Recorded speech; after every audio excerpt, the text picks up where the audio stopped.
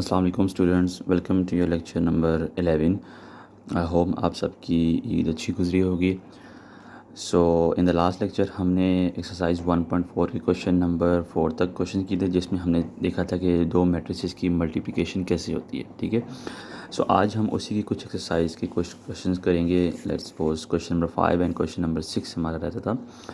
Question number 5 में हमारे पास क्या है, आपके पास तीन मैट्रिसेस गिवन है ए, बी एंड सी, और आपके पास नीचे चार डिफरेंट टाइप के क्वेश्चंस हैं। आपने इनको वेरीफाई करना है आइदर दे आर इक्वल और नॉट। ठीक है, इसमें से कोई से दो पार्ट मैं करूँगा और बाकी जो दो पार्ट होंगे वो आप लोग खुद करेंगे। So let's start the question. आपके पास तीन मैट्रिसेस हैं A, B, C. First part है, आपने प्रूफ करना है, चेक करना है whether A B is equals to B A है या नहीं है। ठीक है, सो लेफ्ट हैंड साइड लेंगे हम first of all A B. A की वैल्यू क्या है, -1 2 3 0, और बी की वैल्यू क्या है 1 -3 2 -5। अब उनकी मल्टीप्लिकेशन करनी है।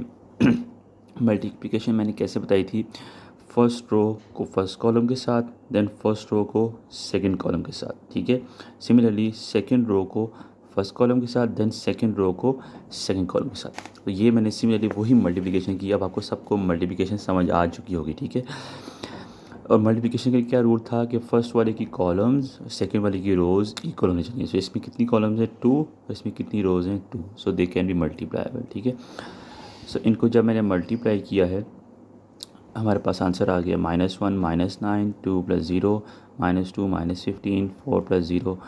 और जब इनको सॉल्व करें तो ये हमारे पास लेफ्ट हैंड साइड आती है। ठीक है, सिमिलरली आपने राइट हैंड साइड को सॉल्व करना है। राइट हैंड साइड में आपके पास क्या है, दो मैट्रिसेस हैं, एक ये मैट्रिक्स है और एक ये। इसमें बी वाला पहले आ जाएगा, ए वाला बाद में।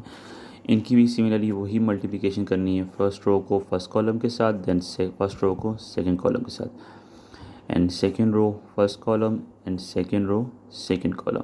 ठीक है, इनकी जब मल्टीप्लिकेशन की हमारे पास ये आंसर आया -1 + 4 3 -10 3 + 0 -9 + 0। और जब इनको सिंप्लीफाई करें तो ये हमारे पास फाइनल आंसर आता है। Now you can see that left hand side और राइट हैंड साइड इक्वल नहीं आ रही। ठीक है, so it means A B is not equals to B A. ये मैंने आपको शुरू में भी बताया था कि जनरली हर केस में ए बी और बी ए इक्वल नहीं होता। ठीक है, मल्टीप्लिकेशन की बात कर रहा हूँ। सो इसमें आपका प्रूव भी हो गया A B is not equals to B A. इसके बाद इसका पार्ट नंबर 3 है। ठीक है, पार्ट 2 और 4 आप खुद करेंगे, पार्ट 3 में करा रहा हूँ बिकॉज ये बहुत सिमिलर, सारे सिमिलर हैं, एक ही जैसे हैं। इसमें क्या है, आपके पास a टाइम्स b + c, पहले b + c को ऐड करना है और देन उसको मल्टीप्लाई करना है a से। ठीक है, और इज इक्वल्स टू होगा ab + ac। सो हम लेफ्ट हैंड साइड लेंगे, पहले a की वैल्यू ये पुट कर दी है, b की वैल्यू ये और प्लस c की वैल्यू ये। अब फर्स्ट ऑफ ऑल आपने b और c को ऐड करना है। b और c को ऐड करने का क्या मेथड होता है, सबसे पहले आपने देखना है कि उनके ऑर्डर सेम होने चाहिए और देन कॉरस्पॉन्डिंग एंट्रीज ऐड होंगी। ठीक है, इसका भी ऑर्डर 2/2 है, इसका भी ऑर्डर 2/2 है। 1 + 2 2 + 1 -3 + 1 -5 + 3, ये आपने ऐड किया, ये हमारे पास फाइनल आंसर आ गया। अब नाउ इसको हमने इसके साथ मल्टीप्लाई करना है, फर्स्ट रो को फर्स्ट कॉलम के साथ, देन फर्स्ट रो को सेकंड कॉलम के साथ। ठीक है, देन सेकंड रो को फर्स्ट कॉलम के साथ, देन सेकंड रो को सेकंड कॉलम के साथ। ये आप सबको मल्टीप्लिकेशन आप समझ आ चुके होंगे। ठीक है, बिकॉज हमने लास्ट लेक्चर हमने बहुत प्रैक्टिस की थी इनकी।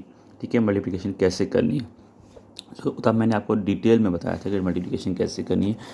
अगर इन केस आपको कोई भी क्वेश्चन है अभी भी मल्टीप्लिकेशन का तो आप पूछ सकते हैं। ठीक है, तो इसको जब हम सिंप्लीफाई करेंगे हमारे पास जो आंसर आएगा वो ये होगा। ठीक है, ये हमारे पास सिंप्लीफाई करने के बाद ये हमारे पास फाइनल आंसर है।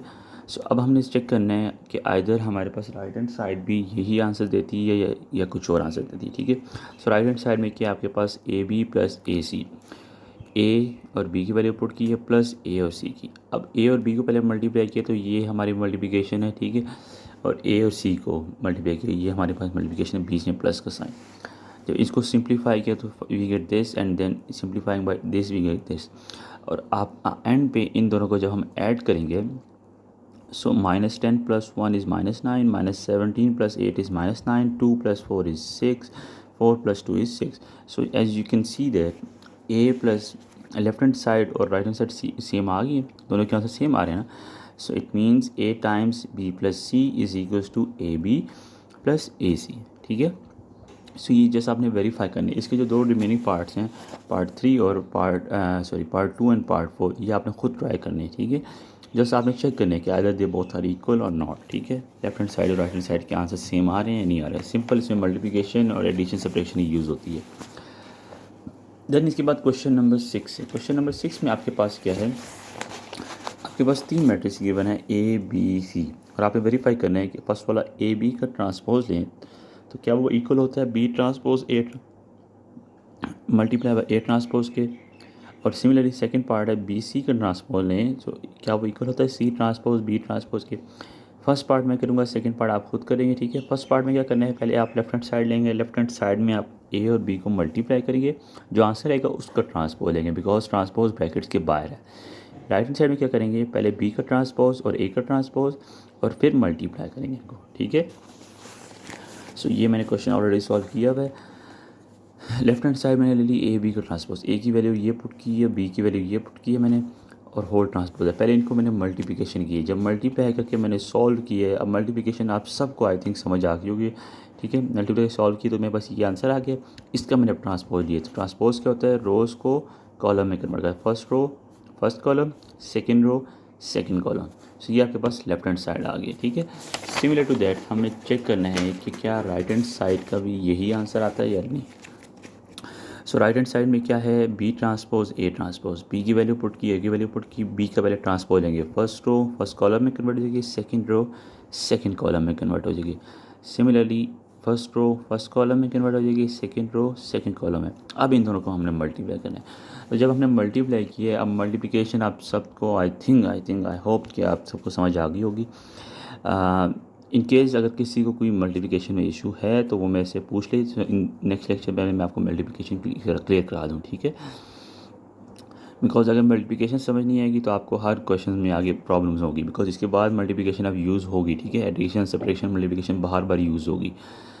सो ये आपके पास जब मल्टीप्लिकेशन आपने सिंप्लीफाई की है, ये हमारे पास फाइनल आंसर आ रहा है, और ये ही आपके पास लेफ्ट हैंड साइड भी आ रही है। So it means left hand side equals to right hand side होता है, ठीक है। सो ये वाला फार्मूला वैसे आपने याद रखना है, ये हमेशा इक्वल होता है, ठीक है। ए बी का ट्रांसपोज लें equals to B transpose A transpose होगा, ठीक है।